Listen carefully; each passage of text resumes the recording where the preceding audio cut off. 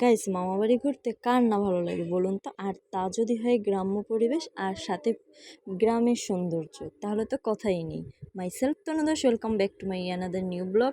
তো সবাই কি অবস্থা, কেমন আছেন সবাই? আশা করছি সবাই অনেক বেশি ভালো আছেন। হ্যাঁ, আমিও অনেক বেশি ভালো আছি।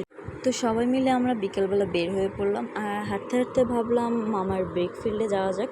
তো এই যে চলে এসেছি ফিল্ডে, বলতে না বলতে অনেক এনজয় করতেছিলাম। তো তারপর এই যে দেখুন কি সুন্দর ইট বানানো হয়েছে।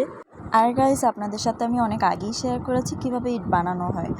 আর এই যে দেখুন তার পাশেই ছিল একটা খাল, যেটা দেখতে অনেক বেশি সুন্দর। গ্রামের সেই গ্রামীণ দৃশ্যটা মনে হচ্ছে এখানে ফুটে উঠেছিল অনেকটাই। আর এই যে দেখুন কি অবাক কাণ্ড, মামাকে দেখছি চুরি করছে। এটা কোনো কথা বলুন তো? আসলে কাছে একটু মজা করে বললাম, আসলে ওটা আমাদের কাছে ছিল। আর এই যে আমরা সবাই এখানে বসেছিলাম, কারণ অনেকটা হেঁটেছি, অনেক কষ্ট হয়ে গিয়েছিল।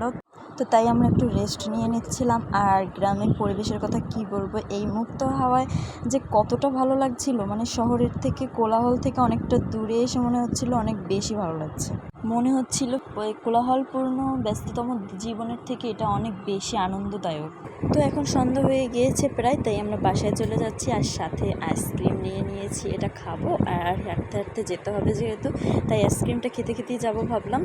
তো থ্যাংকস ফর ওয়াচিং। আর আপনাদের যদি আমার এই মিনি ব্লগটি ভালো লেগে থাকে তাহলে অবশ্যই পেজে গিয়ে একটি ফলো দিয়ে দিবেন, আর সাথে লাইক কমেন্ট তো অবশ্যই করবেন।